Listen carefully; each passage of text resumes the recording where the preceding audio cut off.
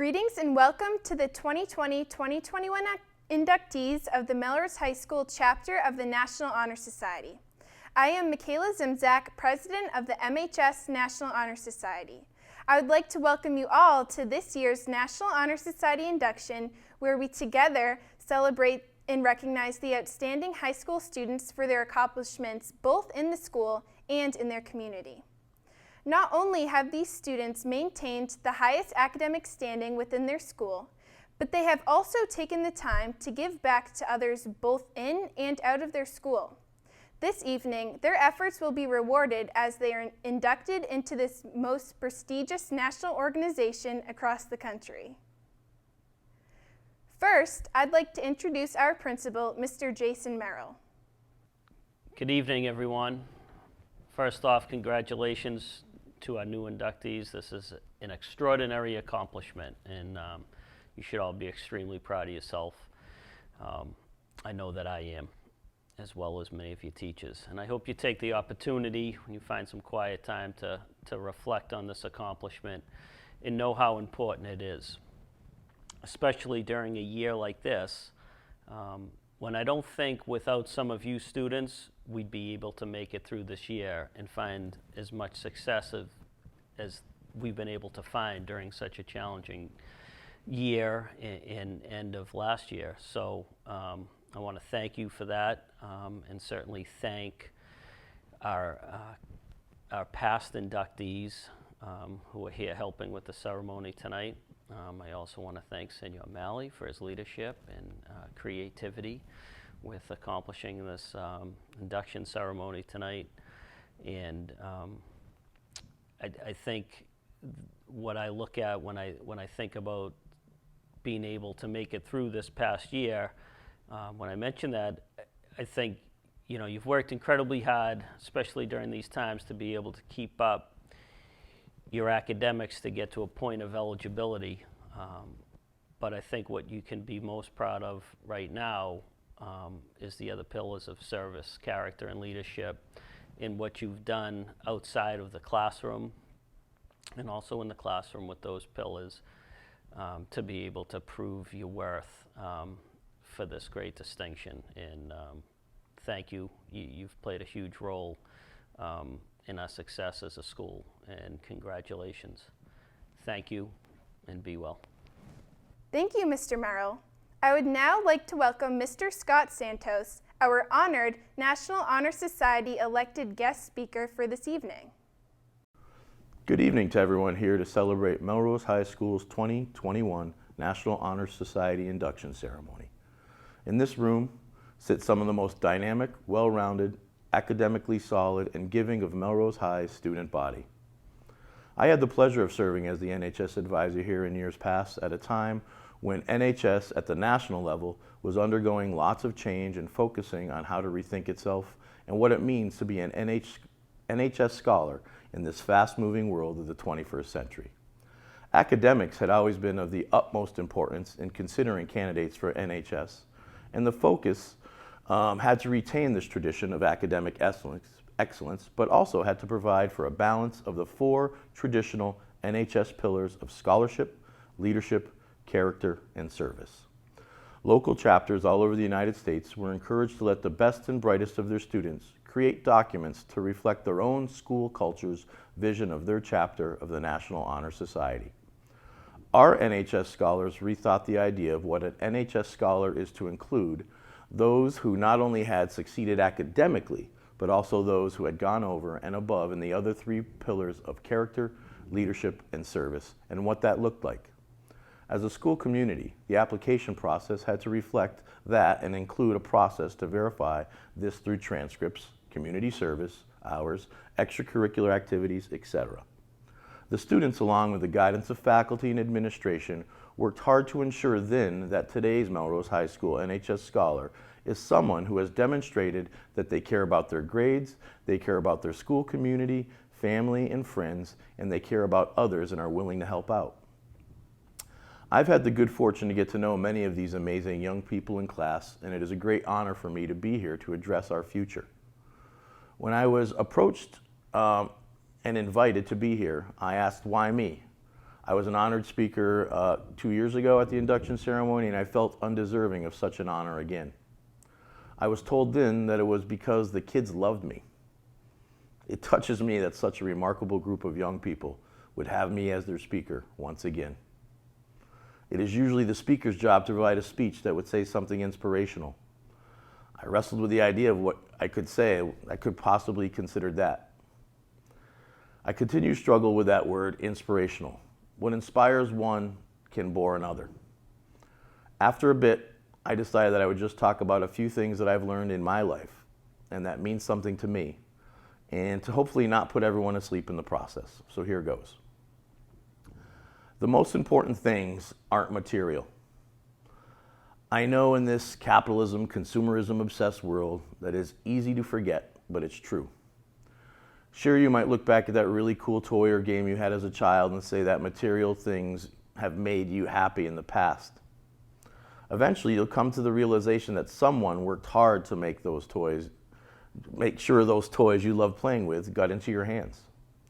They worked for the money to buy them, they took the time to get them to you in a myriad of different ways, birthday presents, surprise, rewards, Santa, Hanukkah, etc. And that someone cared and listened to you so they knew you would find those toys pleasing. Those people took as much pleasure watching you play with those toys as you did playing with them, unless they were really loud, and then they sometimes regretted buying them, but loved you just the same. The people close to you and your relationship with them are one of the building blocks of a good life. It may have seemed that money was the most important thing that brought you those things, but the love of those who provided them to you was the real reason. I've come to realize that although money is necessary to get by in this world, it is love one has for those close to you and wanting to provide for them that is the most important reason to make money. And that brings me to number 2 on the list of things I want to share with you that I've learned. Money might make the world go round, but most of us out there trying to make money are doing so for those we love. The pursuit of money and capitalism go hand in hand, and you, like your parents before you, will have to learn how to make it. Just make sure that you keep the pursuit of money in its proper perspective. Some people do it for the love of money. It's as if that becomes their only measure of success. Most of us, however, do it to provide for those we love. We do it so that we'll have time to spend with those we love, and so that the ones we love have the things they need and want. Don't become so obsessed with money that you spend too much time making it and not enough time enjoying it. Money might be necessary to get by in the world, but time spent with those you love is the most valuable commodity, and that's way more important than getting by. Another thing I've learned is to have fun and be true to yourself. Others will always have an idea of who you are or who you should be. They'll define you as how they see fit until you challenge them to see you as you are, so don't let yourself be defined by anything other than your thoughts and actions. Many in my generation think because they drank water from a garden hose or rode their bikes without helmets that they are tougher than you. They'll say things like, these kids today need safe spaces, and millennials, most people my age don't even realize that's not your generation, want everything handed to them. Don't let attitudes like those discourage you from being who you are. From what I see, our generation of young people are incredibly emotionally mature and open-minded, way more so on average than mine was at your age. The next time someone tells you a story about how their generation used to walk to school through 4 feet of snow, uphill with bare feet, both ways, remember that someone told them that same story when they were your age. Their idea of who you are does not matter. It's how one sees oneself that is truly the most important defining characteristic. Define yourself by what you do, not by how or what somebody else thinks. This above all else to thine own self be true. Also realize that your generation has faced more at your age than mine did. COVID-19 has changed the way we've lived for the last year and will continue to do so. You've had to adjust your way of thinking, acting, and living. The things that teenagers have done for generations have been put on hold. School activities like dances, sports, and countless clubs either aren't happening or are happening virtually. Yours is the first generation since the 1920s that has had to live through a global pandemic. We don't see our friends and family as much or in the way we did, and we've had to persevere through this time without the supports that every other generation has had. One of the few positives we have to focus on is that after the Spanish influenza of 1918, a really fun period known as the Roaring Twenties took place. Here's to your Roaring Twenties making up for the trials and tribulations of today. Two last things. Be nice and be open-minded. You might know someone who is mean-spirited and who enjoys picking on others. How many of you will look forward to running into that person in the future? Who will want them to sit at their table when you have your class reunions? People remember positive people and want them around. People remember negative people and are less likely to feel the same.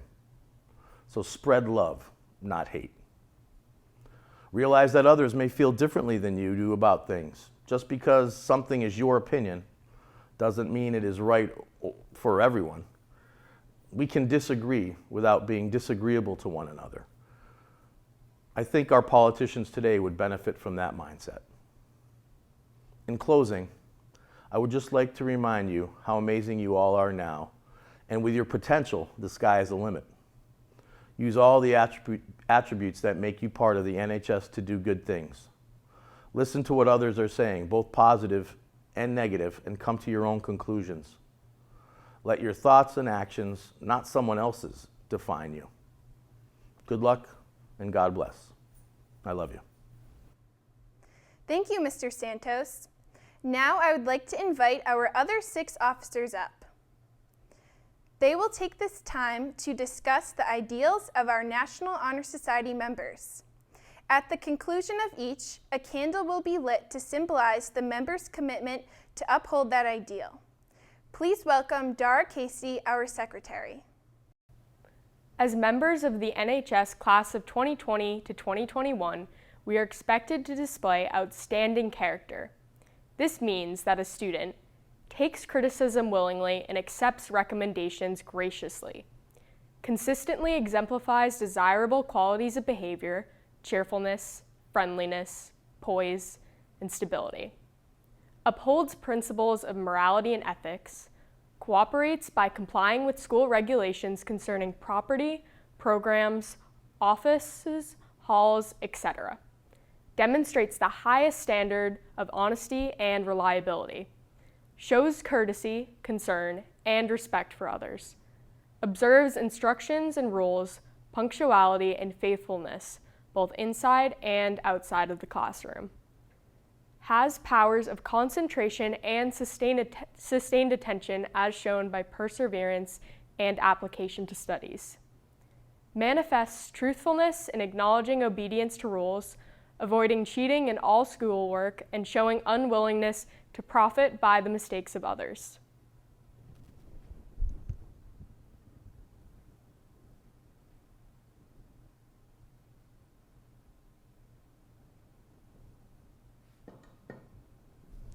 Please welcome our treasurer, Bridget McCarran. As members of the National Honor Society class of 2020-2021, we are expected to be scholars. We must go beyond just having a particular GPA. The student who is a scholar is dedicated to achieving academic excellence in the classroom, shares their knowledge with others by kind-heartedly helping those with greater difficulties in the classroom, must commit to being a lifelong learner both inside and outside the classroom, and uses their knowledge to make positive contributions to the world.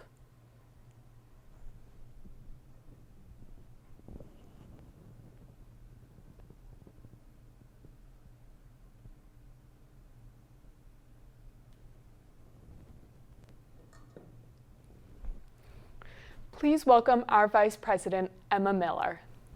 As members of the NHS class of 2020-2021, we are expected to be leaders. A student who exercises leadership is resourceful in proposing new problems, applying principles, and making suggestions. They promote school activities, exercising influence on peers and upholding school ideals, and they contribute ideas that improve the civic life in the school. They're able to delegate responsibilities, exemplify positive attitudes, and inspire positive behaviors in others. They also demonstrate academic initiative, successfully hold up school offices or positions of responsibility, conducting business efficiently and effectively and without prodding demonstrates reliability and dependability. They demonstrate leadership in the classroom, at work, and in school or community activities, and is thoroughly dependable in any responsibility accepted.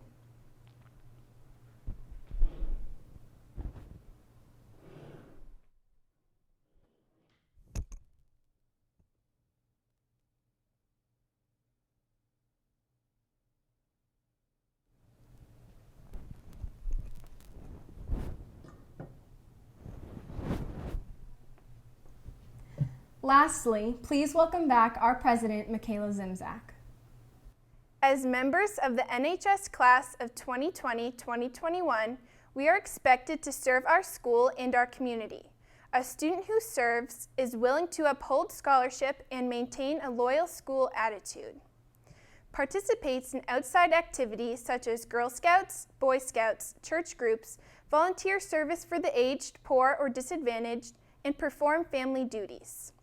An NHS member should also volunteer dependable and well-organized assistance, is gladly available, and is willing to sacrifice to offer assistance.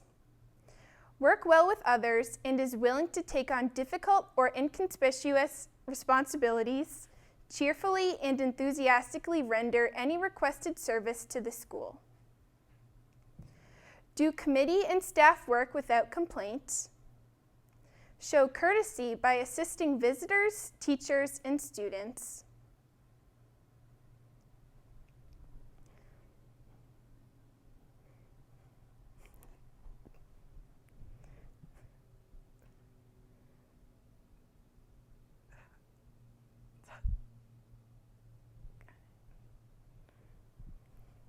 At this time, we would normally invite you to sign the Melrose High School National Honor Society Ledger. As a commemoration for your membership, this year we would like to welcome you to stop by Mr. Mallett's classroom, room 322, at your next available convenience, after school to sign the official Melrose High School National Honor Society Ledger. We will now call the names of the new National Honor Society inductees. We will first explain the traditional candle lighting ceremony, and then we will begin. The tea candles that will be lit represent the light inside each individual member. If this were any other year, upon having their name called, the new inductee would sign their name in the official NHS ledger and light a tea candle. The tea candles together, lit from the fire of the same candle, represent a beacon. Alone you are a small flame, but together we are a beacon of light. And now the 2020-2021 inductees. Emily Allen. Layden Bailey. Kirsten Barris. Will Brandon. Ava Burns. Lillian Cantelarich.